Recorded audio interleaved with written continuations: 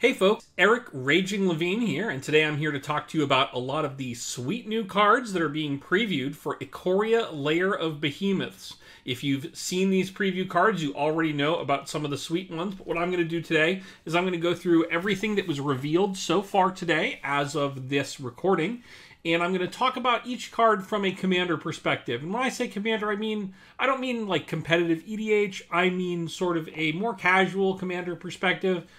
People who are looking to try to have some fun social games, but not, combo out on turn 3.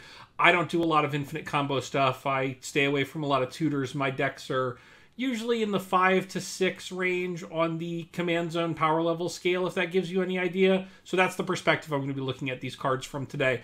And if you like these, please let me know, and I'll keep doing these as more cards are previewed. So let's get started. Let's start with Mothra, Supersonic Queen. Now, obviously, this card's real name is not Mothra, because if it were Mothra, it would have to be legendary, because Mothra is certainly a legendary moth, but instead it is actually called Luminous Broodmoth. Now, this is part of the Godzilla Monsters series, or the Godzilla series Monsters. I'm not sure which order those words go in, but I do know that they're very cool. There are 19 of these cards in Ikoria that are presented not just in their normal form, so in this case as Luminous Broodmoth, but in their Godzilla-related forms, because Wizards has partnered up with Toho, the owners of the Godzilla rights, the Godzilla franchise, to create these Godzilla series cards. There are 19 of them, 16 of them available in English, 15 in packs, 1 as the Buy a Box promo, and another 3, I believe, in Japanese language only.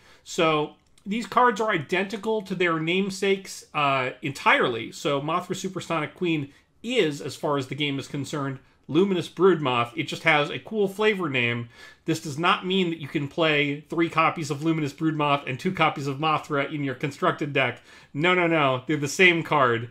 They work exactly the same. They are functionally identical. The game considers them to be exactly the same. But let's get into the mechanics here.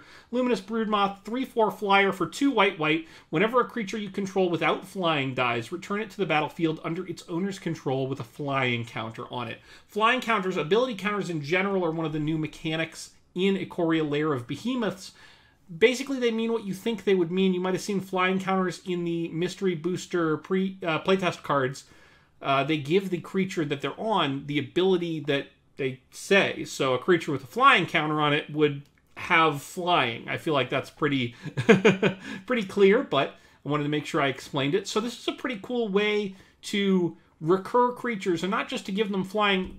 Giving them flying sort of ensures that they recur only the one time, but any non-flyers that you want to recur, if you're playing an aristocrat style of deck, or if you're just trying to get enters the battlefield value by sacrificing things, Mothra Supersonic Queen, or really Luminous Broodmoth, is a great way to get some extra value, some recursion. I'm sure there's some combo potential here as well, but I'm thinking more along the Blood Artist lines, the Falconwrath Noble lines, cards with powerful enters the battlefield abilities that don't already have flying, whether it's, your Wood Elves or even something like a Craterhoof Behemoth to really just get people. So I think Luminous Broodmoth is going to make a pretty big splash in Commander. Let's move on now to Pacifism. Well, I don't have a lot to say about Pacifism other than the bigger and goofier and more combat-oriented creatures get, the better effects like this are. But not a huge standout in Commander, so we're going to pass this one by. Moving on to Gloom Pangolin. Obviously an auto-include in any Pangolin tribal deck. This creature is absolutely adorable. Now, a 3-mana 1/5, not a lot to write home about unless you're doing the Doran thing, and even then it's probably not what you're looking for. But I like Gloom Pangolin, and I'll probably find an excuse to shoehorn it into a deck that it doesn't otherwise belong in just because it's a Nightmare Pangolin, and that's wonderful. Next up, we have Grim Dancer. This looks more like a limited plant, a 1/black 3/3. Grim Dancer enters the battlefield with your choice of 2 different counters on it from among Menace, Death Touch, and Lifelink. I believe this was previewed by Reed Duke, and he mentioned that all 3 of these abilities are underrated in Limited, and the different combinations of these can get really exciting. Menace and Death Touch is pretty cool, but I don't see this being a big player in Commander. I think it's a pretty cool Limited card. Pretty good rate, 3-mana 3/3 with 2 abilities. You like to see that. Zagoth Mamba. It's It's a 1/1 Nightmare Snake for a single black mana, and whenever it mutates, target creature an opponent controls gets -2/-2 until end of turn. I suppose if you're really all in on mutate in Commander, you might play this just for theme or the cool art, but this looks more like a limited card to me. We'll talk about mutate right now, actually, with Cloud Piercer, a 5/4 for 4 and a red with mutate 3 and a red.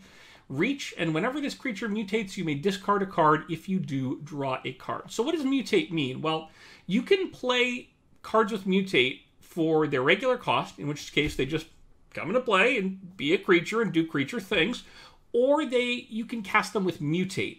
And if you cast them for their mutate cost, which is going to be usually different from their regular cost, you either put it on top of or over or under a non-human creature that you own. And it's target non-human creature you own, by the way. And what that means is they kind of combine. If you remember the amalgam mechanic from the most recent unset, it's not really quite like that. It's sort of similar. The creature that's on top sets most of the parameters for the creature. That's where you get your power and toughness. That's where you get pretty much all of your relevant information. What matters for the cards that are below it are the abilities. And so that's why you see that kind of like gradation, is so that when you put another creature on top of the Cloud Piercer or any mutate card, you sort of have a visual idea of how to position them so that you can see the abilities of both cards. This, you don't have to mutate onto something that has mutate, you just have to mutate onto a non-human creature, because humans apparently don't mutate. I guess we're just not good at that sort of thing. Even though we're very adaptable, we don't mutate. Well, too bad for us, I guess. But you can mutate things onto, like I said, things that mutate. So you could pay 3 and a red and put this on top of, I don't know, Questing Beast. And so then you'd have all of the abilities of Questing Beast on a 5/4 reach with, whenever the creature mutates, you may discard a card. If you do, draw a card. Mutate, which this will become relevant later, mutate does not evade commander attacks in the same way that like Yuriko's Commander Ninjutsu does. So if you have a commander with mutate, you will have to pay the extra when you pay mutate, when you play it with mutate, rather. Additionally, if you have a mutate creature, a blob of multiple creatures, because it can be multiple, right? It can be multiple creatures. If you have a mutate creature that has your commander in it, that object is considered your commander for the purposes of dealing commander damage. It's apparently just like Brazella. It's the same kind of thing. If your commander is one of the components of Brazella, then when Brazella shows up, that damage is commander damage. Same thing with mutate. So keep an eye out for that as we move on to other mutate cards. This one, it's cool that it gives reach and some looting, but I think there are, unless you're really heavily focused on mutate, you're not going to just toss Cloud Piercer into another deck, but it's very possible that you will be playing a mutate deck, and you'll see why later. Let's move on to Drannit Stinger. A cycling payoff here, 1 and a red for a 2/2. Whenever you cycle another card, Drannit Stinger deals 1 damage to each opponent. That's pretty cool. I like Drannit Stinger because I like cycling theme decks. I used to play Lightning Rift back in the day, and I'm a fan of things like this. You can just dome the table whenever you cycle something. It also cycles for 1, which is a really low cycling cost. So if you're playing a deck that revolves around drawing cards off turn or something like that, Drannit Stinger can be a really sweet one, because you can just draw a card for 1 mana and discard this card. I think there's some power in the idea of a card with cycling 1. That's very interesting to me. Bristling Boar, we've seen before. Unless you're playing Boar Tribal, I don't really see a reason why you would want Bristling Boar, but if you can figure it out, more power to you. Let's move on to Fully Grown, a 3-mana combat trick. Target creature gets +3/+3 until end of turn at instant speed, and you put a trample counter on it. So that means as long as that counter is there, that creature is going to have trample.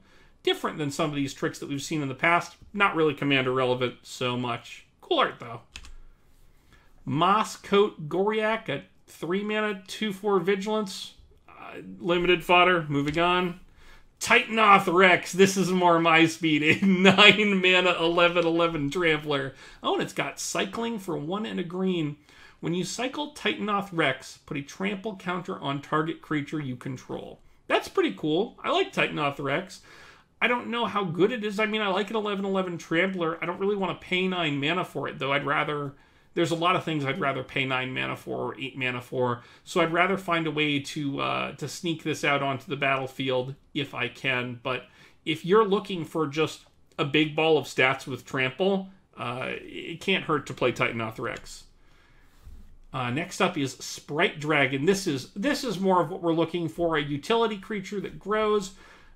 Blue and a red for a 1/1 flying haste creature. Whenever you cast a non-creature spell, put a +1/+1 counter on Sprite Dragon. So if you're playing one of these blue-red spells decks, if you can stick Sprite Dragon pretty early in your Melek deck, in your Jory End deck, something like that, Mizzix, Sprite Dragon can grow to enormous sizes pretty quickly. Plus, it's a dragon if you have any dragon synergies, or a fairy if you're playing something like Spellstarter Sprite, have any fairy synergies in blue.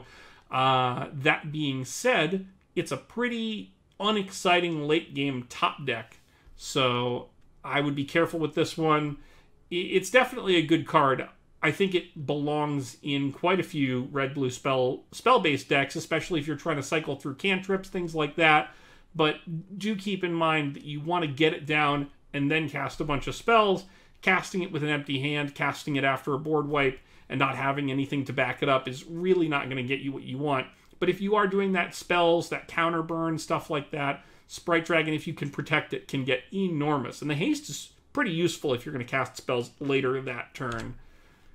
Next up, we have Karuga, the Macro Sage. So this is a legendary dinosaur hippo. So this could be your commander for 3 and 2 Simic hybrid mana. And it has Companion. So what Companion means is, in regular tournament Magic, a card with Companion, if it's in your sideboard and you meet its deck building requirement, then at the beginning of the game, each game you can pick one card from your sideboard to be your companion from that game, and it will start outside the game, and you can cast it one time from outside the game. And then once you do that, it'll go to your graveyard and just sort of be a normal card that is on your board or in your grave. Well, it won't go to your graveyard when you cast it. You know what I mean.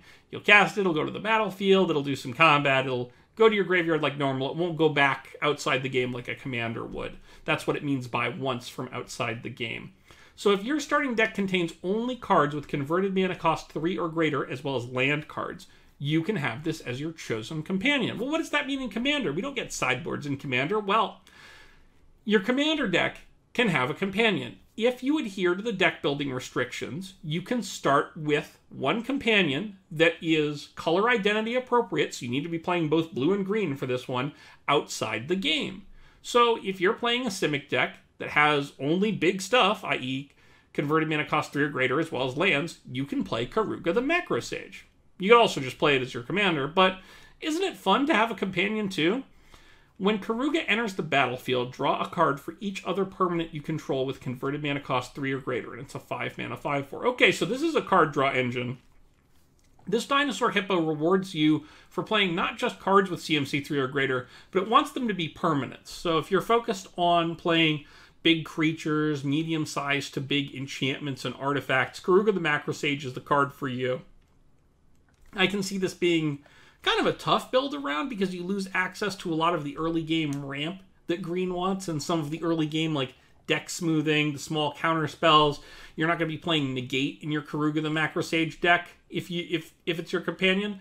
But as a commander, I think it's got some serious potential because then you don't have to adhere to the deck building restriction, but you can still reap the rewards. So you just make sure that most of your deck works with Karuga. And, you know, maybe you play a Farseek, maybe you play a Sol Ring, maybe you play things like that. You don't have to worry about the deck building restriction. You play the cards that are worth it to play, the 1s and 2s that you need, but then you make sure you get away from those 1s and 2s pretty quickly in the deck building process. I think Karuga has some legs somewhere under... Oh, no, I see a couple hippo legs. Yep, it's definitely got legs and tusks and a dinosaur tail. What a weird... Ikoria is so wonderful. There's so much weird, wild creature design. I love it. Let's move on to Godzilla. Godzilla, King of the Monsters? What? Oh, wait. This is just Zilortha Strength Incarnate. 3, a red and a green for a legendary dinosaur. 7/3 trample. Lethal damage dealt to creatures you control is determined by their power rather than their toughness. So this means that being a 7/3 is not really what Godzilla or Zlortha is about, unless you're reducing its toughness. Obviously, if you reduce its toughness to 0, it's going to go to the graveyard. But if you deal Godzilla or anything else that's on the battlefield that you control damage equal to its toughness, it may not care, because what it matters is its power. So it's going to take 7 damage to kill Godzilla. That's pretty cool. So it's like reverse Doran in kind of a way. Instead of dealing damage equal to their toughness, they take damage equal to their power. Their capacity for damage is equal to their power. And I think that's very evocative of Godzilla. Godzilla is all about raw, destructive power, right? And obviously, we've seen Godzilla movies where Godzilla is like, you know, you hit him with conventional weapons, it doesn't work. You have to bring in another monster to breathe lightning on him or whatever, and then he wanders back into the sea. I don't know. I'm not a Godzilla expert, but I am a Commander expert.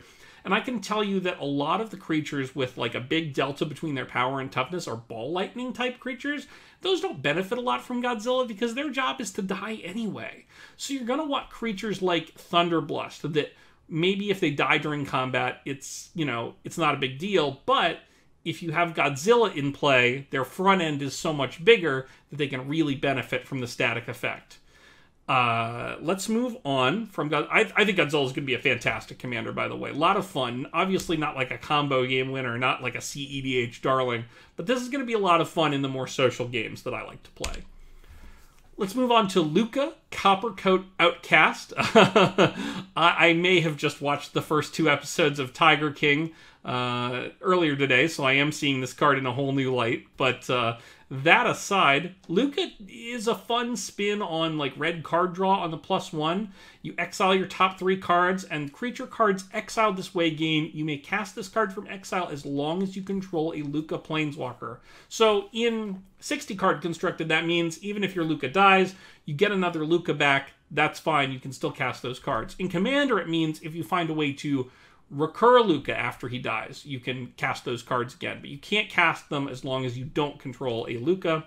Only if you control a Luca Planeswalker are they available for casting. But I think that's a cool way of kind of gating the casting of those spells. Instead of saying, oh, okay, only until the end of your next turn, you say, well, as long as Luca's around, these beasts are kind of like, these creatures are an idea that he can work with. For -2, you can exile target creature you control, then reveal cards from the top of your library until you reveal a creature card with higher converted mana cost. Put that card on the battlefield and the rest on the bottom library in a random order. So it doesn't. The creature you exile does not join the creatures that you can recast later with Luca, but you are upgrading your creature effectively. So you can take a small mana creature and try to high roll into something. So, for example, if your deck were all your creatures were 1 mana elves, and then on the other hand, like 5+ mana monstrosities, you could really go for it with Luca. I think he wants to be in a red-green deck, really, at minimum. But this kind of polymorph effect is something that you can really break with thoughtful deck building. And then -7, each creature you control deals damage equal to its power to each opponent. So he just takes your board and says, boom. They each, you've basically done an instant alpha strike on each opponent. It's not combat damage, so you won't gain combat damage effects, but realistically, you're going to kill your opponents. That's what you're going to do. I think Luca's awesome, and I'm usually like bearish. Is that the right word? Bearish? I think so. I'm usually fairly negative about Planeswalkers in Commander just because there's a whole table of people who can attack them. But the more Commander I've been playing recently, the more I find that people are just really bad about forgetting that these cards exist in the physical realm. I played a game of Commander about a week ago online where some friends of mine and I managed to let not 1 but 2 Planeswalkers just kind of ultimate when we could have attacked them just because, well, we kind of let everybody else do it and nobody did it. So, oops. Let's move on to Vivian of Monsters Advocate. 3 and 2 green for a 3-mana Vivian. Oh, but I forgot to mention Luca has 5 loyalty. That's a good starting loyalty. Vivian only starts with 3. That's kind of rough, but at least she makes 3 3s to defend herself. 3/3 beasts with Vigilance, Reach, or Trample, your choice, by counter. But let's go back and talk about these static abilities. Now, I know people are pretty down on static abilities on Planeswalkers since War of the Spark, but the ones that are really problematic for gameplay are the ones that are negative for opponents. The one where it's like, oh, I got you, I have Narset, you can't draw. This isn't really like a rules issue or a gameplay issue because it's a positive effect it gives the player. You may look at the top card of your library anytime. You may cast creature spells from the top of your library. So very much like a Garruk's Horde, a Vizier of the Menagerie is the card I'm thinking of. You can do some goofy nonsense with this where you can cast morphs off of the top of your library. So this is going to make it into my Kadena deck. Making 3/3 Beast to defend itself is pretty cool, but I really like the -2. When you cast your next creature spell this turn, search your library for a creature card with lesser converted mana cost, put it onto the battlefield, then shuffle your library. That's pretty cool. So it's kind of like a free cascade. You get to cascade, except you get to cascade into a smaller creature that you want, and it goes right on the battlefield, which means you're going to get enter the battlefield effects, all that good stuff. Not any cast triggers, but as long as you're casting, if you're casting a medium-sized creature, you get a mana elf, that seems like an okay deal. But I think the value really comes when you cast your Craterhoof Behemoth, your big creature, your Titanoth Rex maybe for 9 mana, and then you just go get some like other 8 mana monstrosity, and hopefully you have a way to give everybody haste and just smash. It gives you a huge mana savings.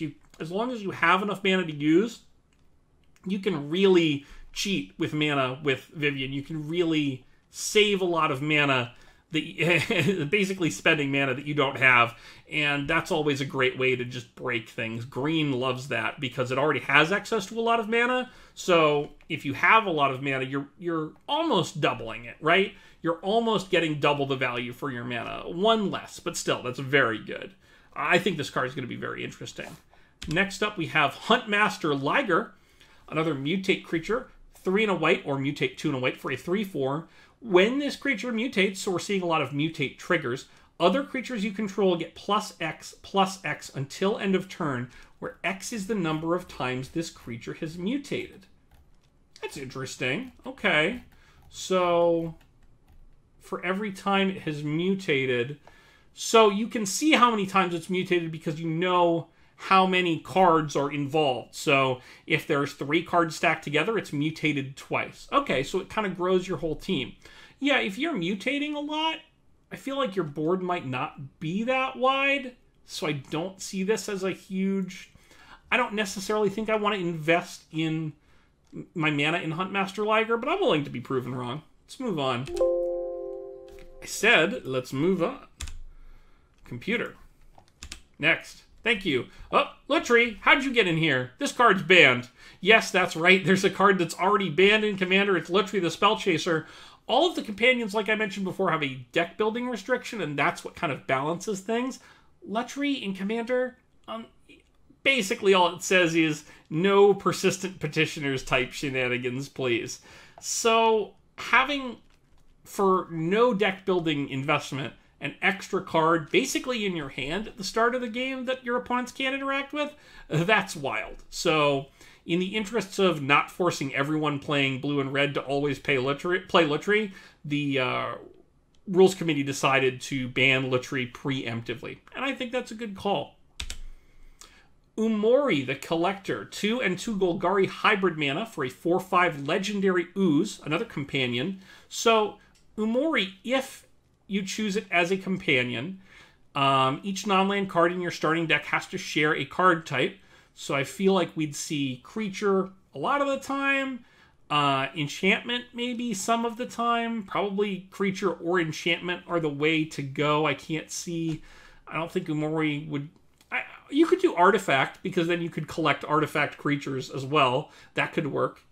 Enchantment creatures work as well. So, probably one of those 3. Probably not instants or sorceries. Planeswalkers, I don't think there'd be enough, honestly, yet. But someday, 10 years in the future, there'll be a sick Umori the Collector Planeswalker deck. But as long as each non-land card in your starting deck shares a card type, it can be your companion. Or, again, don't forget, this could just be your commander. As it enters the battlefield, choose a card type. So, again, something like creature, enchantment. Pretty much, if it's your companion, whatever each non-land card in your starting deck is. Spells you cast of the chosen type cost 1 less to cast. So you're getting a little discount on everything of the chosen type. That's kind of cool. I mean, I'm going to want to play around with this. I'm sure there are ways to do dastardly things with this. I'm sure there are artifacts that, you know, make too much mana if they cost too little, but I'm not sure that relying any 4-mana commander for that is what we want to do. I guess we'll see. This is probably more powerful than I think it is because it has such a wide angle cost reduction. Baby Godzilla, Ruin Reborn, also known as Poliwag Symbiote. 1 and a blue for a 1/3 frog. Each creature spell you cast costs 1 less to cast if it has mutate. That means whether you cast it for its regular cost or its mutate cost, you're getting that discount. Whenever you cast a creature spell, if it has mutate, so again, whether or not you use its mutate cost, if it has mutate, you draw a card and then you discard a card. Okay, so some sweet looting. A cool mutate enabler makes things cheaper. If you're all in on mutate, I can't see a reason not to play this card. This seems like such an obvious inclusion if you're playing a mutate deck. Let's check out Spacegodzilla, Void Invader. Now, you may see images of this card with another name, Spacegodzilla Death Corona. Obviously, Wizards didn't want to print a card with the word Corona on it right now, but by the time this went to print, or rather, by the time everything happened, some copies of this card had already gotten to print, but like on Arena, on Magic Online, you'll see Void Invader. If you see a Spacegodzilla, and in paper, they'll be getting out correct versions in later printings, as I understand it. But regardless, Spacegodzilla, or Void Beckoner, is an 8-mana 8/8 with Death Touch. A little spicy, a little too much for me. That is a real investment for a non-evasion creature. But the value's in the cycling here. When you cycle it, you're giving a target creature Death Touch forever with a Death Touch counter, or until that Death Touch counter is removed. But still, that's a pretty good cycling benefit. That's a nice side benefit if you're in a combat and somebody messes you up with a combat trick, you're about to get blown out. Maybe you cycle Spacegodzilla. Maybe you cycle Void Beckoner, more accurately. Nonetheless, I don't see this being a big player in Commander. I haven't personally been playing a lot of Blade brands in Commander, and usually the Death Touch is only valuable that turn, because if you're giving your creature Death Touch, it's because it's losing combat. So unless you're going off with Goblin Sharpshooter here, I would stay away from Spacegodzilla. Look at that guy. I would stay away from Spacegodzilla even on my best day. Next up, we have Godzilla Primeval Champion. Yes, Godzilla gets 2 cards. Oh wait, this is just Titanoth Rex. We've talked about Titanoth Rex. I guess I just wanted to show you Godzilla had 2 cards. Let's move on. And now we have Bio-Quartz Spacegodzilla, who is different from Spacegodzilla Void Invader in some meaningful way. Especially because it's really Bracos, Apex of Forever, which is a wild name for a 6/6 Nightmare Beast Elemental, 5-mana 6/6 Trampler, with Mutate, 2 green, and then a Dimir Hybrid mana? It's strange that the cost is different when you're mutating it. It's more green focused, but that's fine. Most Commander decks with green in them tend to have a lot of extra green mana just because you want to hit your ramp spells early. So let's talk about this last ability. You may cast Bracos, Apex of Forever from your graveyard using its mutate ability. Okay, so as long as you have something to mutate into, you can keep bringing back Bracos. And because the mutate creature, no matter where your commander is in the pile, it's always your commander. Ooh, this is a really cool way to get commander damage through. Whoa, I like this card. This is very sweet. I am very interested in trying out Bio-Quartz Spacegodzilla, or Bracos, whatever you want to call it, in Commander, as just a recursive commander damage threat. I love killing people with commander damage. It's one of my favorite ways to win the game. And I'm really excited to see what shenanigans I can get up to with my new Spacegodzilla friend, who looks like he just landed and is really just tearing up the landscape here. Very cool. Next up, we have Ghidorah, King of the Cosmos, or most of the time, Illuna, Apex of Wishes. 2 and then Temur mana for a 6/6 Flying Trample. Again with this mutate cost with the hybrid mana. 3 and then a Gruul hybrid and 2 blue. That's interesting. I wonder... I'm sure this is a cycle, maybe? I don't know why the mutate costs are this way. I'd be interested to hear why that decision was made. But regardless, whenever this creature mutates, so again, we're on the mutate theme deck here more than we were with Bracos. Bracos is just sort of using the mutate ability to get back in the battlefield, whereas Illuna wants you to mutate a lot. Exile cards from the top of your library until you exile a non-land permanent card. Okay. Put that card onto the battlefield or into your hand. Oh! So if it's not the right time for the card, you can put it in your hand. Most of the time, you're probably going to be putting that card on the battlefield.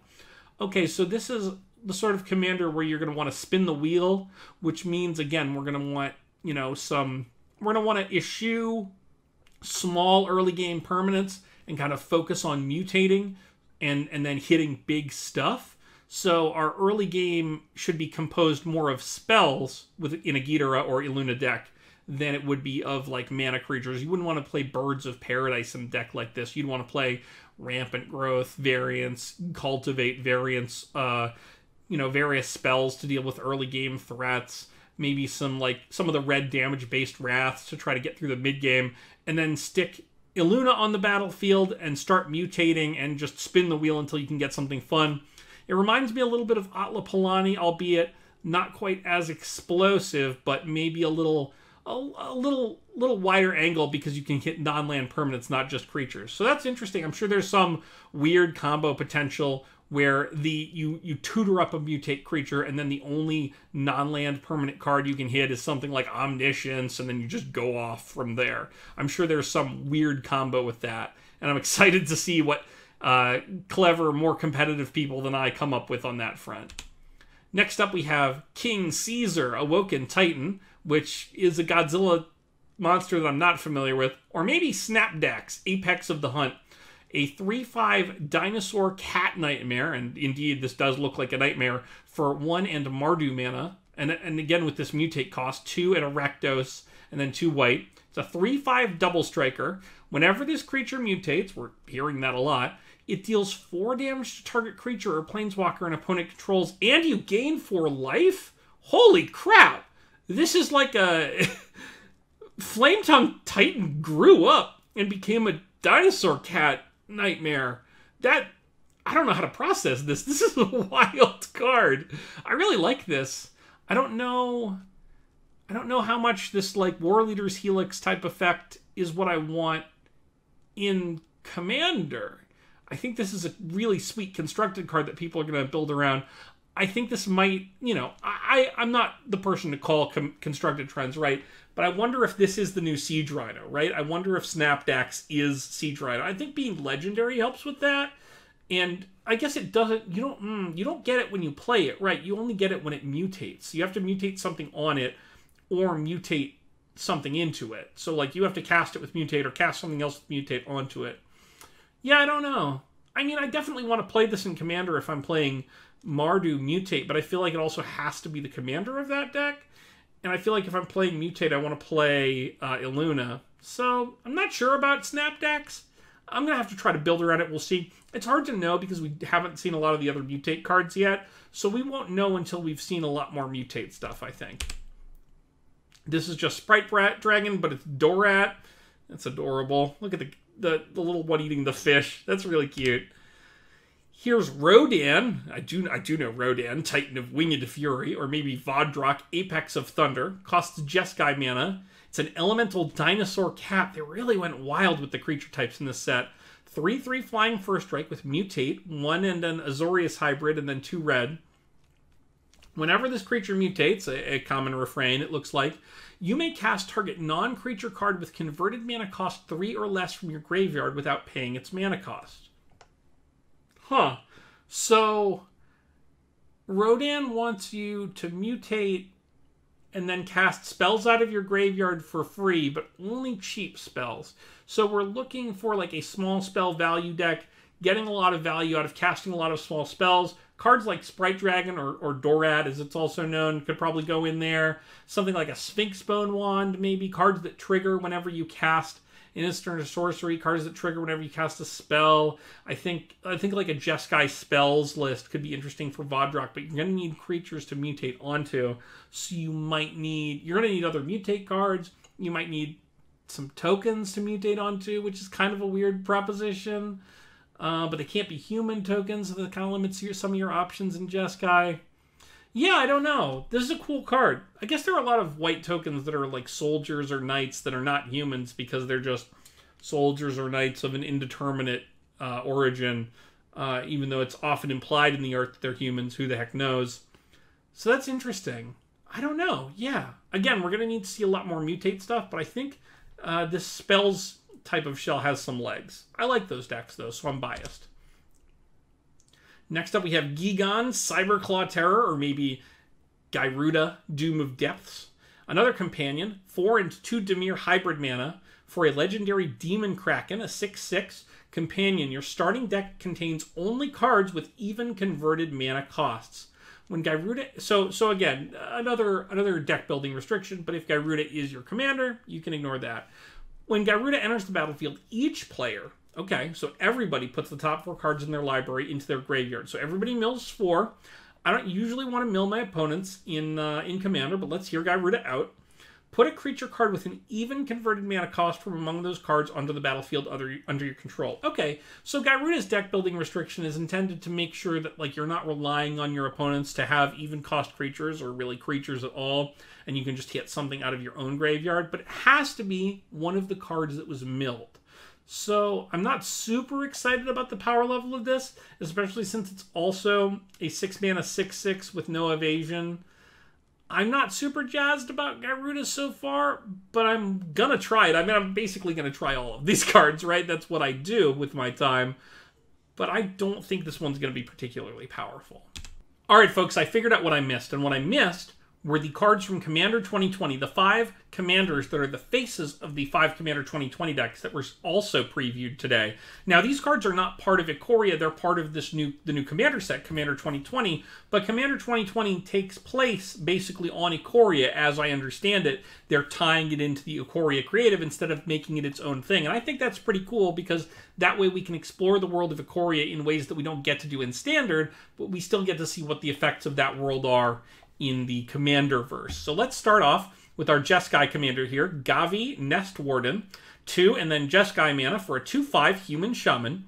You may pay 0 rather than pay the cycling cost of the first card you cycle each turn. Okay, so this is an absolute bonkers cycling commander already. Obviously, this is not quite Fluctuator, right? We're not getting a ton of free cycles all the time, but every turn, not just on your own turns, but every turn you get 1 free cycle. So very reminiscent of Kadena, the Morph Commander.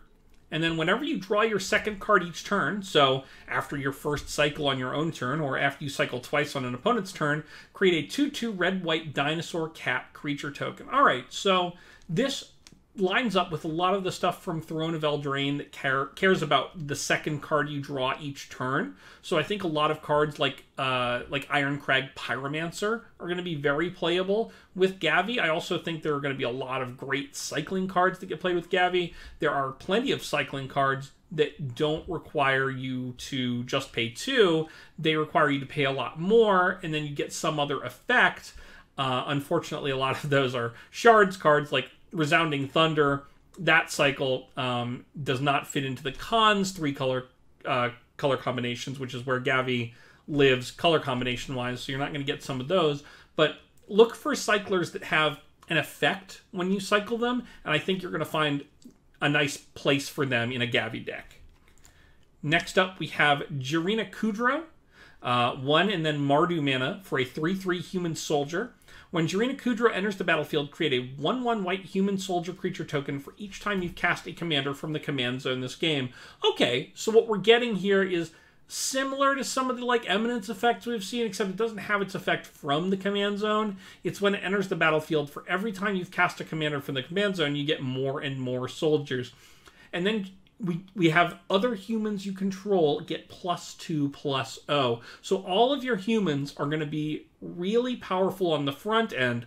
So what we've got here is the basis for a Mardu creature token, like a Mardu Go Wide deck. You're going to want cards that protect your board, cards like Brave the Elements, Teferi's Protection, things like that, to make sure that you don't just lose your board arbitrarily to a board wipe or a Pyroclasm or something like that. But if you can protect and grow a board, grow it with cards like Cathar's Crusade, maybe some anthems of various types, I think you can find some success going wide and playing some tokens with Marina Kudrow.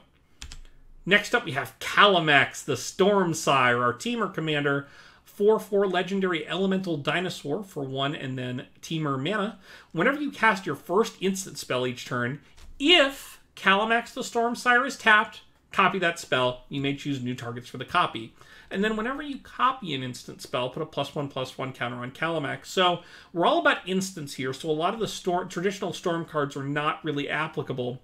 But when you're playing regular instants and copying them with Cala Max, copying them with Riku of 2 Reflections, any number of other creatures, cards like Mirari that let you copy spells, anything with buyback that you can do over and over again, I think there's a lot of room for Cala Max to do some awesome work. And if you can sneak him through with cards like Whisper Silk Cloak, cards like Rogue's Passage, tap him other ways, give him equipment that taps him, I think that, or it taps it rather, its mood. I'm sorry, flavor text. I am reading it. Cala Max can really do some damage copying spells. And by damage, I might mean damage. You can just cast some burn spells, throw a lightning bolt for 6 damage. That doesn't seem so bad in a Cala Max deck. I'm thinking there's an interesting burn deck here. Counter spells obviously not as exciting with Cala Max. You're not really wanting to copy those most of the time, unless there's something like Ionize or they're gaining you value some other way. Something like Trap Essence I'm thinking about. But I think Cala Max could be a really interesting spells commander in a color combination that is not always that focused around just casting instants all the time. Bringing green into it I think is very cool. So we'll see what kind of cool green instants we can throw into a deck with this to copy. Next up, come on. Oh, that's the wrong key, that's why. Problem exists between content producer and keyboard. Cathril Aspect Warper, our Abzan commander, 2 and then Abzan mana for a 3/3 legendary Nightmare Insect. When Cathril enters the battlefield, put a flying counter on any creature you control, which, for the record, could be Cathril, if a creature card in your graveyard has flying. Repeat this process for First Strike, Double Strike, Death Touch, Hexproof, Indestructible, Lifelink, Menace, Reach, Trample, and Vigilance. Oh boy, that's a mouthful. Then, put a +1/+1 counter on Cathril for each counter put on a creature this way. I think what you want to do is stock your graveyard, as only a black deck can do, with a lot of creatures with different abilities, and then slam Cathril, give it all these abilities, give it a bunch of +1/+1 counters, because, of course, if you manage to hit all 1, 2, 3, 4, 5, 6, 7, 8, 9, 10 abilities, you can give Cathril +10, and have a very lucky 13/13 with just all kinds of nonsense abilities. And then find a way to give it haste and swing. I think we're going to have a lot of fun finding cards with 2 or more of these abilities to try to put in the graveyard, and then using Cathril to take full advantage of them. Note that Cathril doesn't even exile these cards, so if Cathril dies and comes back, you can just use the same cards again. Just make sure your graveyard doesn't get removed. Protect that graveyard, folks. You need it. And then finally, right? We have Otrimi, the ever playful. 3 and Sultai mana for a 6/6 Nightmare Beast, or mutate for 1 in Sultai mana. It's a Trampler, 6/6. Whenever this creature deals combat damage to a player, return target creature card with mutate from your graveyard to your hand. So this wants to be the Sultai mutate commander. I liked all the other commanders quite a lot. I don't know about this yet. I guess I just need to see more mutate cards. I think that's the problem. I need a better understanding of what these cards look like. And only once I have that will I be able to really understand what an Otrimi deck or one of these other mutate commander decks should look like. Now, as a reminder, these cards from Commander 2020 are not standard legal. You're not going to be able to put them in your standard decks. They are commander legal. You can play them in Legacy and Vintage if you have some reason to do so, although with these 5, I would guess you probably don't, right? But make sure that you try these out. These are coming out in the Commander 2020 decks, so once those come out later, make sure to head down to wherever you get your Magic the Gathering cards and pick up these sweet Commander 2020 decks I'm very excited about. I mean, I guess I don't know factually that they're sweet yet, but 4 out of 5 commanders impressed me, and Otrimi could be good. I just don't know yet. So thanks for coming in and checking out my video review of the cards from Ikoria and Commander 2020 spoiled so far. If you like this, let me know, and I'll try to do more of these video reviews as more cards come in. Thank you all very much. I'll see you next time.